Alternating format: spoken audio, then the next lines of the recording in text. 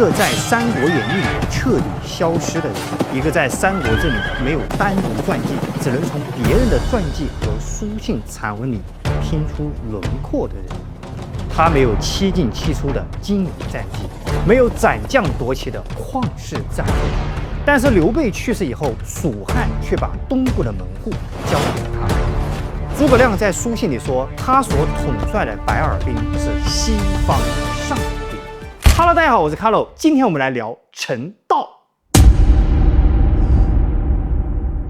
提起陳道，網絡上最常見的就是把他和趙雲相提並論，說他的武藝不輸趙雲。他所統帥的百爾兵在長坂坡和夷陵之戰中曾經救過劉備的命，甚至《三國演義》裡很多關於趙雲的戰績都屬於陳道的。這些說法聽起來很燃，但正史裡並沒有這麼寫。今天我們就翻開史料，拼湊出一個三國裡最神秘的戰神。陳道字叔至，汝南人，也就是今天的河南驻馬店一帶。提到這個地方，中國大陸的朋友可能會會心一笑，這個地方的人被黑得最慘。中國喜歡搞地域黑，河南是勞動輸出大省，人口密集。在改革開放初期，就有大量的人在珠三角下海務工，這貧富差距大了，犯罪率就上升了。所以河南人為什麼被黑得這麼慘？因為河南主要集中兩種犯罪，一種是偷，一種是騙，而往往這兩種犯罪最招人恨。駐馬店這個地方首當其衝，甚至當年我看到網上有人編段子，10億人民9億騙，河南人民是教練，總部設在駐馬店，分部設在沁陽縣。當然，大家就當段子聽一聽。我在這裡沒有地域黑的意思，只能說這個是時代造就的口碑。就像我所在的湖北，名聲其實也不大好。河北這邊也有段子，比如天上九頭鳥，地下湖北佬，說我們湖北人狡猾蠻橫不講理。這個湖北人狡猾蠻橫自古有之，古代就有楚王問鼎，所以湖北有句方言叫不服周。這個楚王問鼎中原，他不服的就是周天子，所以武漢有句方言叫我不服周，老子就是不服周。湖北佬不講理的口碑自古有之。但是呢，東漢末年的駐馬店，也就是東漢末年的汝南，那口碑和今天完全不一樣。那個時候的汝南是中國的政治中心，是中原地带，是一個政治資源和人才資源都非常集中的地方。比如袁紹、袁術43公，它的根基就是汝南，包括汝南旁邊的颍川、南陽，那都是人才輩出的地方。比如颍川徐元直、南陽諸葛亮、襄陽龐統，你看這些人才都是天花板級別的。正所謂一方水土養一方人，所以陳道就生於汝南，他的起點也注定不一般。不過史書沒有提及陳道的家世，我們就只能猜測。我們按照之前的定義，史書不寫，家世一定普通。他真正進入歷史是因為劉備。在《三國志·楊戲傳》中有一段冀漢涪城戰，這裡的原文是：叔至名道，汝南人也，至豫州隨先主，名位常亞於趙雲，據以忠勇稱。也就是說，他的起點從劉備擔任豫州牧時就開始追隨了。地位略低於趙雲，但是和趙雲一樣，都是忠勇的武將。劉備擔任豫州刺史，大約是在西元194年前後。當時的曹操進攻徐州，陶謙向田凱求救，劉備跟隨田凱進入徐州。陶謙很欣賞劉備，不但給他增加兵力，還表劉備為豫州刺史，讓他駐紮小沛。此時的劉備顛沛流離，算是他人生中第一次有了自己的根據地。這個豫州刺史名號聽起來很大，但實際上他能控制的地盤非常有限。劉備駐紮小沛，身邊的兵力和資源都不算雄厚，隨時可能被周邊的諸侯吞併。陳道也就是在這個時候開始追隨劉備的，也就是說，我們可以理解為陳道是在劉備的創業初期，算是劉備最艱難的時候投靠了劉備，算是劉備早期的舊部。從時間上來說，他甚至可能比趙雲還要早，所以可能也正是這個原因，陳道被蜀漢人視為劉備的忠勇舊將，這其實很難得。我們發現現代人找工作，那最理想的那都是進入上市公司，即便是求穩躺平，也就是想辦法疏通關係進國企或者考個公務員。至少在中國，大多數人都是這樣。所以我們可以理解為，這個關羽、張飛是在劉備一無所有時就追隨了他，他們的地位算是創業股東。但是陳道是在劉備剛剛起步階段追隨劉備的，這個時候對陳道的人生是有着極大的考驗的。陳道投靠劉備以後做了什麼？史書沒有任何記載。但從這裡開始，陳道的人生進入了一段長達20多年的沉默。我們知道劉備在做什麼，但是不知道陳道在做什麼。從陶謙去世，劉備接掌徐州，再到呂布偷襲徐州，劉備顛沛流離，先是投了呂布，再投了曹操，然後又投袁紹和劉表。經歷了這些風雨，如果說我們身處於劉備陣營，那可謂是前途光明看不見，後途曲折走不完。但是我們所知道的就是陳道一直追隨刘備，始終不離不棄。想想看，你跟着一個老闆，第一次創業失敗，可以說是經驗不足；第二次失敗，可以說是市场環境不好；但是第三次老闆還失敗了，甚至在逃亡，你可能已經偷偷在開始更新簡歷了。當然，劉備最可怕的地方就在這裡。劉備投靠劉表以後，曹操南下荊州，劉備棄新野，走樊城，拜當陽，奔夏口，不斷的失去地盤，不斷的丟掉軍隊，但是劉備却總能重新聚攏一批人。陳道可以說是從這一段顛沛流離歲月裡全程走出來的人。西元211年，劉璋邀請劉備進入益州，原本希望能夠借劉備之手對付漢中的張魯，但劉備率軍入蜀後和劉璋反目，經過了數年的戰爭，在214年拿下了成都，劉備也終於有了一個真正能夠立國的根據地。從陳道後來在蜀漢擔任的要职來看，他應該是和劉備一同入蜀，而且統帥着一支特種部队白耳兵。211年，劉備伐吳；222年，陸遜火燒夷陵，劉備大敗。有人說陳道率領白耳兵救出了火海裡的劉備，但史書並沒有任何明確的記載，僅只能是推斷。第2年，劉備病死於永安宮。劉備去世的時候，蜀漢的局面非常危險，北邊是國力遠強於蜀漢的曹魏，東邊是剛剛在夷陵擊敗劉備的孫吳，南中諸郡又相繼發生了叛亂。此時劉禪年紀還小，諸葛亮和李嚴共同接受了托孤，國家正在重新分配權力和軍事責任。劉備臨終前以李嚴為中都護，統內外軍事，留守永安。永安位於巴東郡，是蜀漢的東大門，是長江三峽的通道。東吳如果沿着江向西進攻，永安就是進入蜀地的重要關口。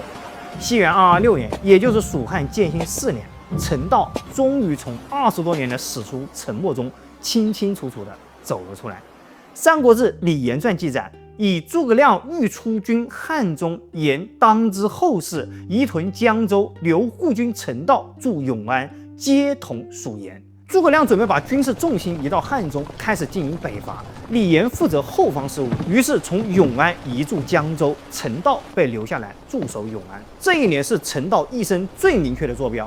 他當時的身份在《李嚴傳》裡叫做護軍，而在這個《紀漢輔臣傳》的注釋中又說：建興初，官至永安都督、征西將軍，封亭侯。《華嚴國志》也記載，延還江州，征西將軍汝南陳道為都督。3個材料放在一起，我們可以還原出陳道當時的位置。他是護軍，是永安都督，是征西将軍，也是都亭侯。這裡我要補充一下，所謂征西將軍，並不代表陳道負責駐守的是西邊的軍事。這個古代的將軍號和實際駐防的方向不一定完全對應。陳道實際的崗位是都永安，鎮守蜀漢東線。從皆同屬言這裡，我們可以看出，在建興4年，陳道和永安守軍都歸李嚴統屬。這也說明了陳道並不是單純的脫離制度，單純的是劉備的保鏢。在劉備已經去世的時候，原來的先主舊部和帐下的精兵都被納入了蜀漢的国家軍事系統。從他永安都督的職責來看，他駐守的位置至關重要，至少是高於魏延和趙雲平級。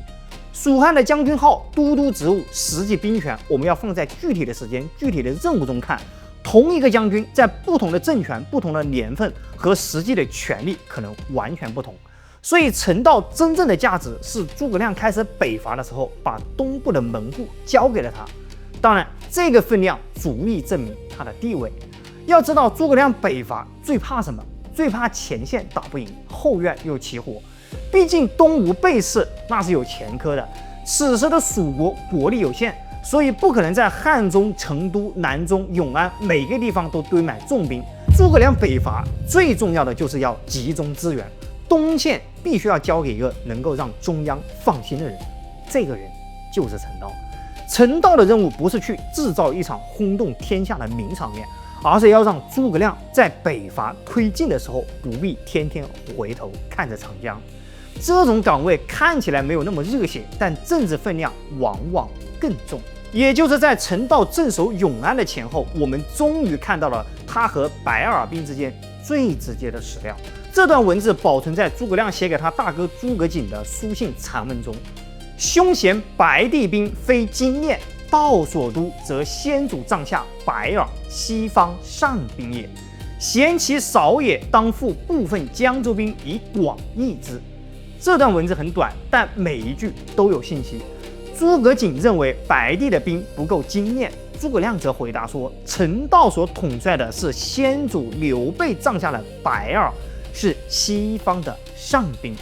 先說一下耳這個字，耳指的是羽毛，白耳我們可以理解為是這些士兵，他們的頭頂是有着白色的羽毛所裝飾的。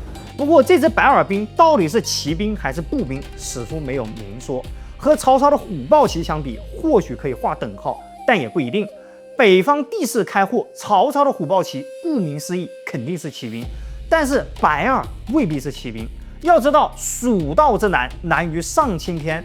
白耳或許是和王平的吳當飛軍一樣，是一支熟悉地形且訓練有素的特種兵。從諸葛亮的話，我們可以猜得到，白耳兵屬於劉備的直屬部隊，那是劉備當年親自指揮、親自部署的部隊。也正因為如此，很多人猜測他就是劉備的御林軍。道所督也足以證明了是陳道在統帥。他的精銳程度得到了諸葛亮的認可。當然，我們從事實上來說，這些兵守住了永安，防住了東吳幾十年，所以他的戰鬥力應該是毋庸置疑的。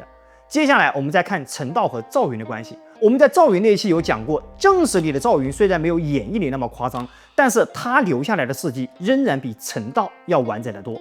楊戲在《季漢府城戰》裡把兩個人放在了同一段戰事中，說征南厚重，征西中克，統時選士猛將之列。征南指的就是趙雲，征西指的就是陳道。趙雲的評價是厚重，陳道的評價是中克。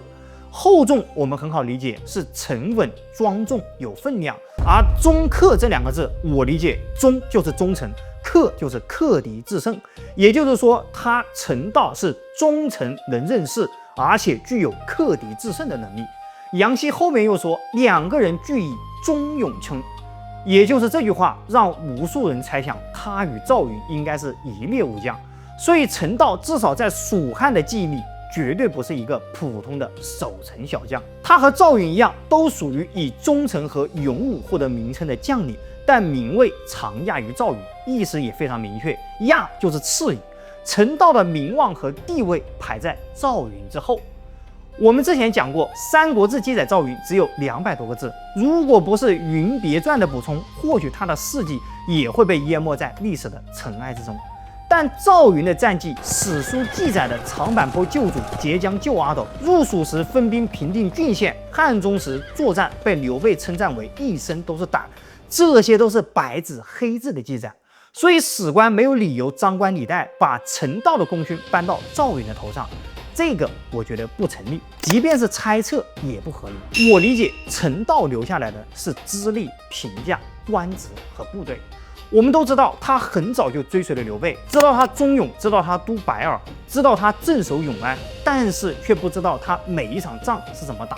我們可以這麼理解，趙雲像是一份雖然不長，但是關鍵章節還在的簡歷，而陳道像是一張被燒掉大半的檔案，只留下了姓名和籍貫、崗位和領導的評語。當然，我們不能因為檔案短就說這個人沒有能力，也不能因為他有很多空白就自動把他補成了比趙雲更強的隱藏戰神。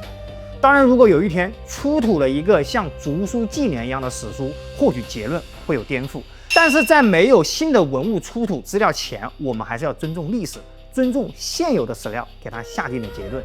陳道和趙雲在蜀漢的評價體系裡都屬於忠勇型的將領，但是陳道的名位通常就是在趙雲之後，兩個人的武藝高低我們無法比較。陳道鎮守永安以後，沒有發生被史書記載的大規模戰事，這對一個邊防將領來說，可能恰恰意味着任務完成了。楊戲在西元21年，也就是延熙4年寫成的這個《記漢府城戰》，陳壽在收錄這篇文章的時候，也特別說明了：自此之後，主者則不追諡，故或有因見稱記而不在乎篇者也。也就是說，楊戲在寫完這篇戰以後去世的人不再追加進去，所以據此判斷，在西元21年前，陳道就已經去世。《華陽國志》記載，道卒棺。也就是說，陳道是死在任上，沒有年份，沒有死因，沒有年齡，沒有墓葬，也沒有後代信息，這才是陳道真正的結局。陳道去世以後，鍾玉、羅憲先後擔任了永安方向的職務，蜀漢的東線防禦繼續運轉。當我看到“道卒棺”這3個字的時候，我有一種感覺：陳道的一生前半段跟着劉備不斷的移動，後半段停在永安。年輕時面對的是一個沒有地盤的主公，晚年面對的則是劉備死後留下來的國門。劉備活着的時候，他與先主帳下精兵相連；劉備去世的時候，他把這些私人舊部的忠臣轉成了蜀漢國家的崗位承擔。這才是陳道最值得講的地方。很多創業元老只能和創始人共事，老板在的時候，他靠着私人信任，擁有着特殊的位置；老板一走，他就無法進入新的制度。這種人要麼被邊緣化，要麼捲入了權力的鬥爭。陳道沒有。劉備去世以後，諸葛亮主政，李嚴掌握了一部分軍事權力，陳道仍然被安排在永安，繼續擔任最現實的邊防任務。他沒有因為自己是先帝的舊人就到成都去爭位置，也沒有因為白耳是先主帳下的部隊就把它變成了私人的自人。從現有史料來看，他完成了劉備舊部到蜀漢邊防將領的轉換，這就是中客。那麼問題來了，為什麼陳道最後只剩下這麼少的記載？首先，我們剛剛分析了，不管是《三國演義》還是《三國志》，並沒有把他的戰績送給趙雲。羅貫中在創作小說的時候，藝術加工了趙雲是事實，但是沒有寫陳道也是事實。不寫陳道，或許是小說創作有創作者的藝術考量。小說不寫一個人，可能只是因為這個人可用的故事太少，而且陳道這個角色功能又與其他人物相近。就像金庸在創作《射雕英雄傳》和《神雕俠侶》的時候，連載版的秦南行就被全部刪除，因為它的功能和穆念慈太像了。当然，刪除原有角色是有代價的，也是非常容易出 bug 的。比如这个《射雕》的秦南行，把它刪了，我们就很难解釋楊過的人設。為什麼楊過出場的時候性格如此極端，如此偏執？他的性格不像穆念慈，也不像楊康。他其實性格最接近連載版的秦南行。同樣，小說敘事裡，關羽有過五關斬六將，張飛有當陽橋，趙雲有長坂坡。但凡有張關李戴的痕跡，我們一定會看得出來，但並沒有。陳道只有鎮守永安、督白耳的記載。儘管這些職責很重要，但很難寫成故事，也不適合去杜撰一些不存在的戰爭。所以小說要把燈光集中在少數人身上，陳道就這樣被留在了舞台之外。正所謂戲說不是胡說，改編不能亂編。羅老刪了陳道，總比亂改陳道要強。我其實在網上還看到一種推論，說陳道因為掌握劉備的安保機密，陳壽擔心惹禍，所以不敢寫他的事跡。這個推論，有點聽床詩了。劉備去世幾十年以後，蜀漢已經滅亡。你陳壽一個外國人，有必要替劉備隱藏隱功的安保方案嗎？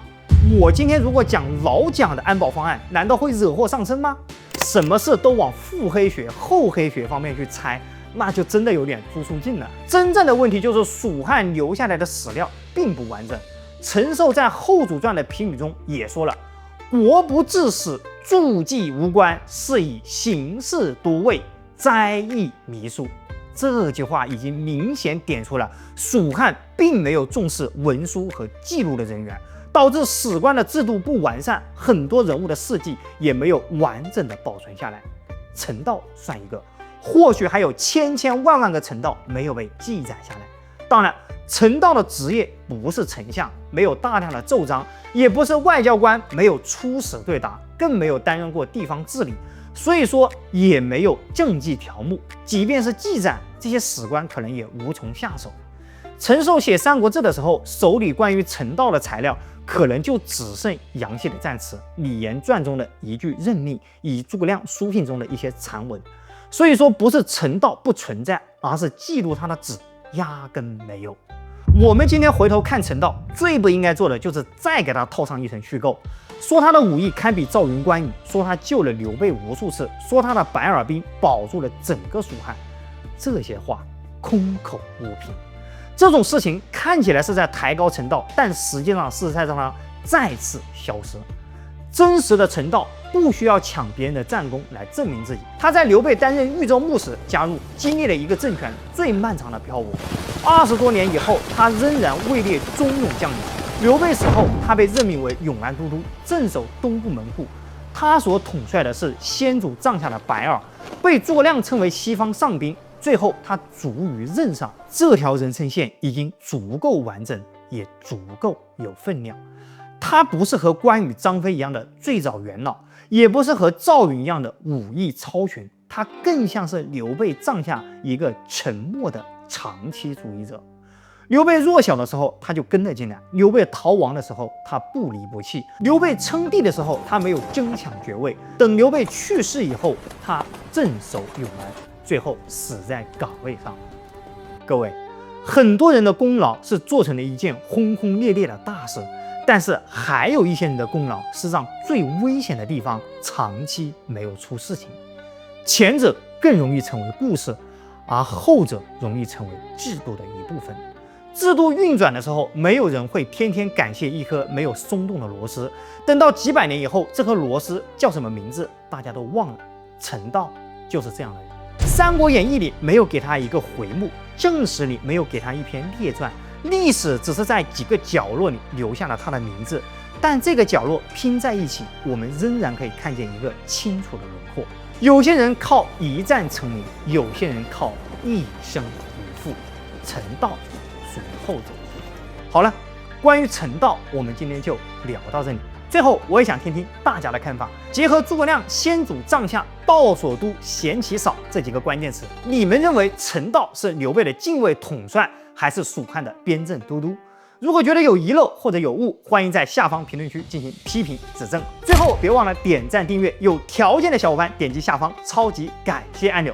感謝，我是卡洛，我們下期再見。